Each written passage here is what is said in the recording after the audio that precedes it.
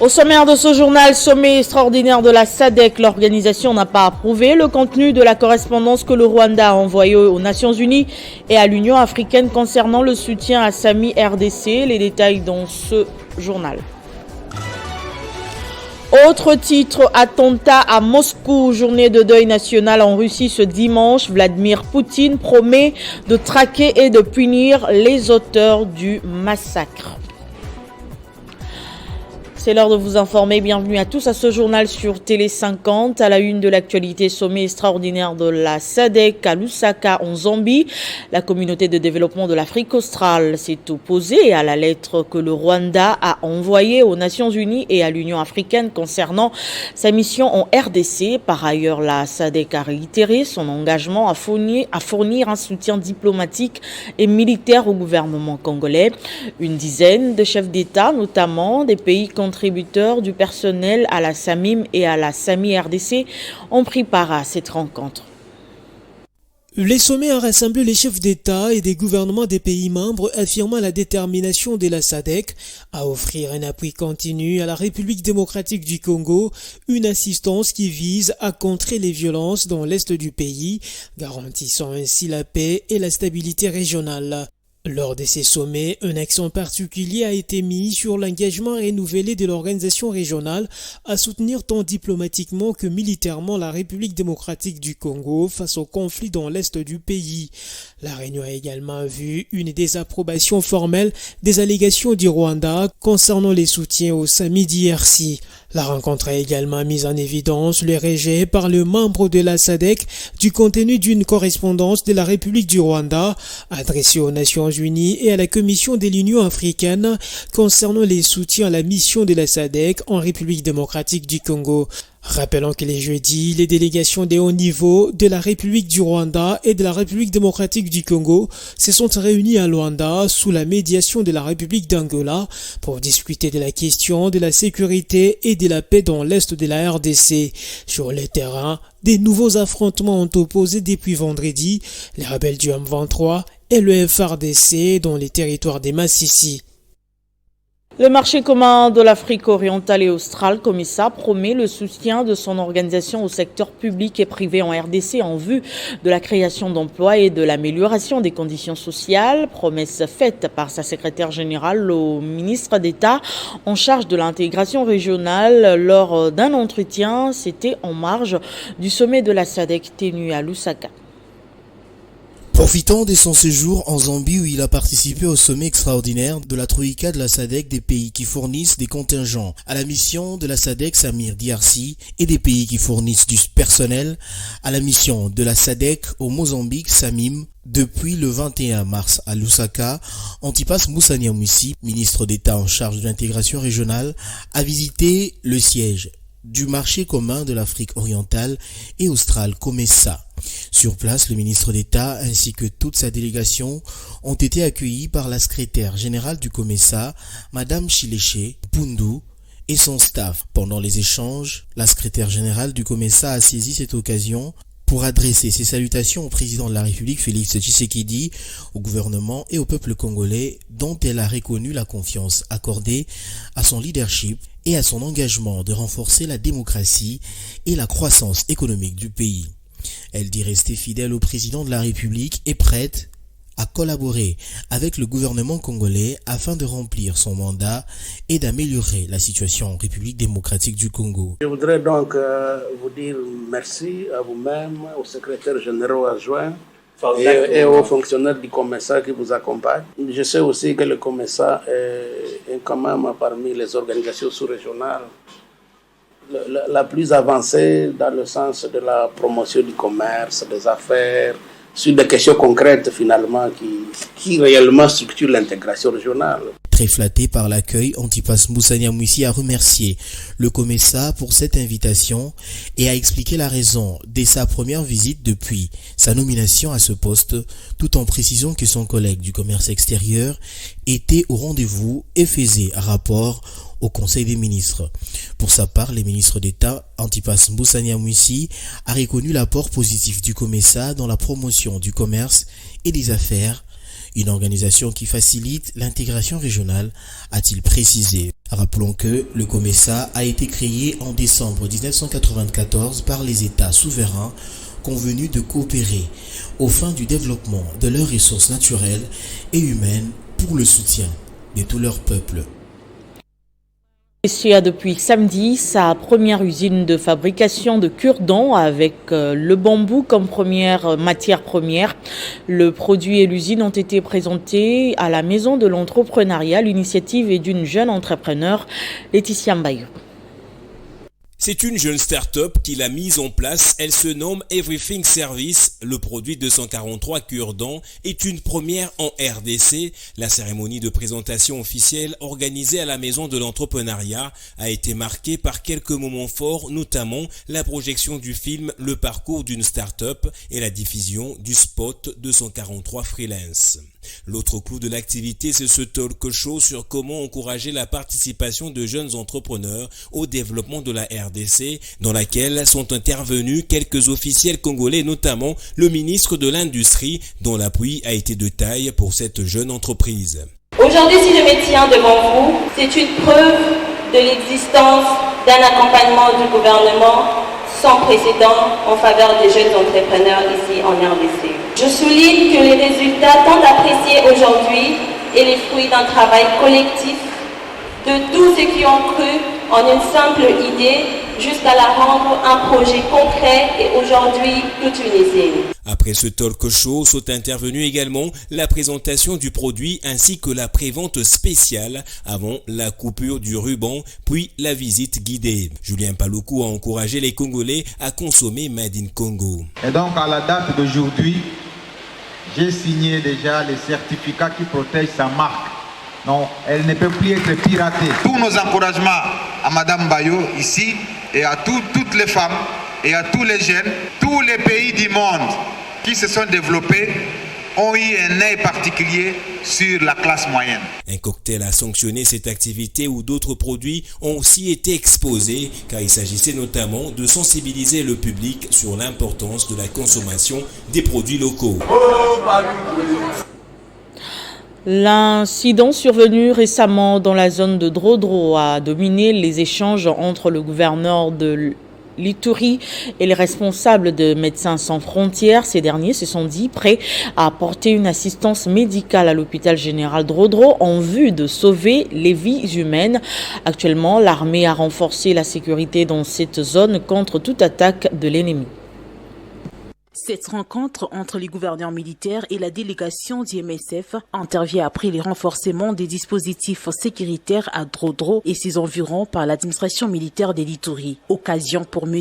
Alidou Alira, chef des missions de Médecins sans frontières en RDC, de remercier l'autorité provinciale pour son appui multiforme à l'hôpital général des références des Drodro à la suite de l'incident survenu le 7 mars dernier. Le numéro 1 des MSF rassure également que les opérations médicales seront renforcés à Drodro, en Ngoumou et dans le site d'Hérault en attendant la reprise de leurs activités à l'hôpital général des références des Drodro dans les tout prochains jours. Alors il faut dire qu'avec son Excellence, Monsieur le Gouverneur, nous avons fait le tour de la situation avec bien sûr les ambitions opérationnelles de Médecins sans frontières dans la province de l'Ituri. MSF continue ses opérations médico-humanitaires au niveau de Drodro avec un appui conséquent au niveau du camp d'Hérault et aussi au niveau du centre de santé de Bloukwambi. Il faut dire que le plus tôt possible, nous aviserons les autorités dans le but de pouvoir reprendre les activités. Pour sa part, le gouverneur militaire de l'Ituri a déclaré, je cite, « Nous sommes liés à la population sur le plan humanitaire, sécuritaire et nous devons nous appuyer mutuellement pour l'intérêt de la population. » Notons que le MSF exécute actuellement 3 projets en province de l'Ituri, précisément dans la zone des Drodro, à Ngoumou et à Bunia, et bénéficie de l'accompagnement de l'administration militaire au même titre que toutes les autres organisations humanitaires œuvrant en Ituri dans le but de répondre tant soit peu aux multiples besoins humanitaires de la province. Les récents déplacés ayant fui les combats entre les forces armées de la RDC et les terroristes du M23 dans la cité de Saké, en territoire de Massissi, ont longtemps vécu sans assistance jusqu'à ce geste de la DGDA Nord Kivu qui a mobilisé ses cadres et agents en ce mois de mars dédié à la femme pour assister les déplacés. Pacheco Kavundama nous en dit plus. C'est une importante quantité de vivres et non-vivres que la Direction générale des douanes et axes a amené aux déplacés de guerre installés au site de Boulengo. Nous sommes dans la partie ouest de la ville de Goma.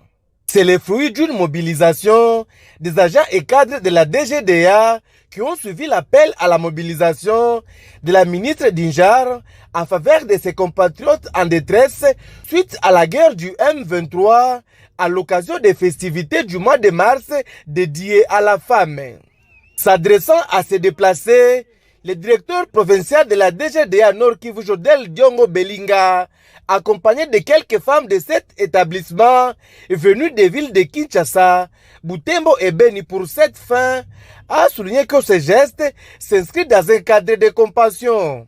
Ce que nous avons amené, vous avez vu certains du riz, il y a du savon, il y a du farine de maïs. Le message de la DGDA, c'est un message de compassion par rapport à tous ces événements que nous vivons en province. C'est Priska Luanda, conseillère principale du gouvernement militaire du Nord Kivu, en charge des affaires humanitaires, qui a réceptionné cette assistance. Nous avons choisi ces bénéficiaires parce que depuis qu'ils ont fui la guerre, ils n'ont jamais été assistés. Donc, au nom de tous les déplacés, nous remercions la DGDA. Ces bénéficiaires qui viennent de la cité de Saké et villages environnants dans le territoire de Massissi et estimés à plus de 600 ménages, ont remercié la DGDA pour cette assistance, surtout que depuis leur installation sur ce site de Boulengo, ils n'avaient encore rien reçu de la part du gouvernement congolais et des organisations humanitaires. La situation sécuritaire qui prévaut dans la partie est de la RDC préoccupe les hommes des dieux, responsables des églises de réveil. Ces derniers ont organisé un déjeuner de prière pour implorer l'Éternel afin qu'il élève sa main pour le retour de la paix. Il y a un père qui m'aime beaucoup. C'est au chapiteau du Pullman Hotel de Kinshasa que les hommes des dieux et plusieurs fidèles se sont réunis pour un déjeuner de prière en faveur du retour de la paix à l'est de la RDC, cette partie du pays victime de violences armées et de massacres des civils depuis plusieurs années.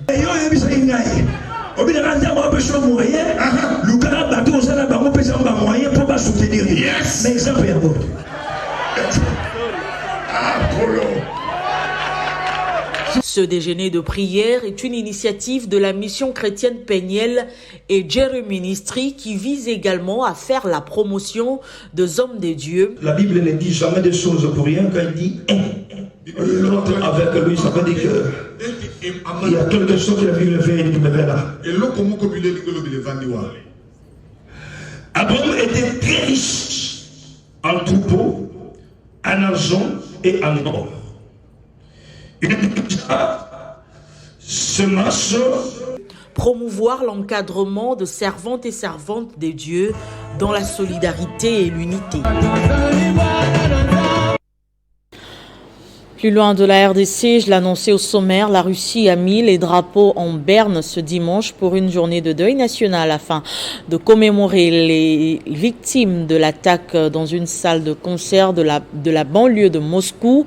C'est l'attentat le plus meurtrier dans le pays depuis 20 ans. Le président Vladimir Poutine s'est engagé à traquer et à punir tous les auteurs de l'attaque qui a fait 133 morts, dont 3 enfants et plus de 150 blessés.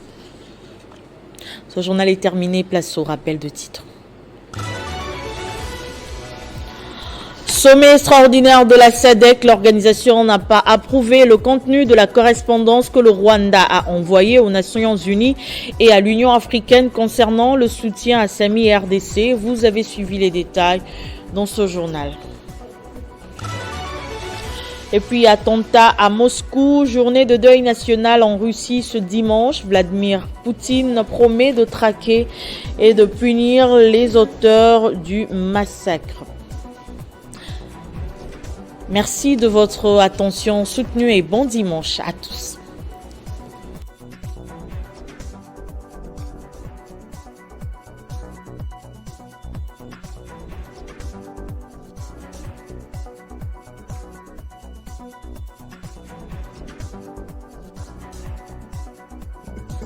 Retrouvez toute l'actualité en continu sur www.tele50.cb.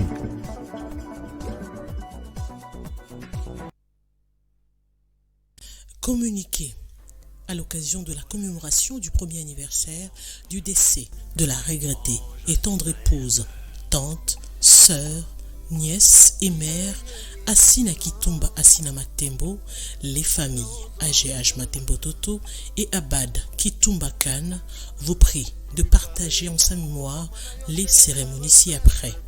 Première étape, Lubumbashi. Le 27 mars 2024 à 9h, le dévoilement de la pierre tombale au cimetière de Kassangiri dans la matinée. À 16h, un dîner sera offert au chapiteau du Grand Caravia. Le 28 mars 2024, dans les avant-midi, vers 11h30, pose de la première pierre pour la construction de l'hôpital Assina Kitumba Assina Matembo à Kaman-Sigle. À 13h30, les hommages à Assina l'immortel à l'amphithéâtre Silver Place, salle Kiabula. Deuxième étape, Kinshasa. Le 6 avril à 15h, une messe d'action de grâce sera dite en la paroisse Notre-Dame de Fatima à la Gombe, référence. L'Institut facultaire des sciences de l'information et de la communication, IFASIC. Ces communiqués tient lieu de faire part.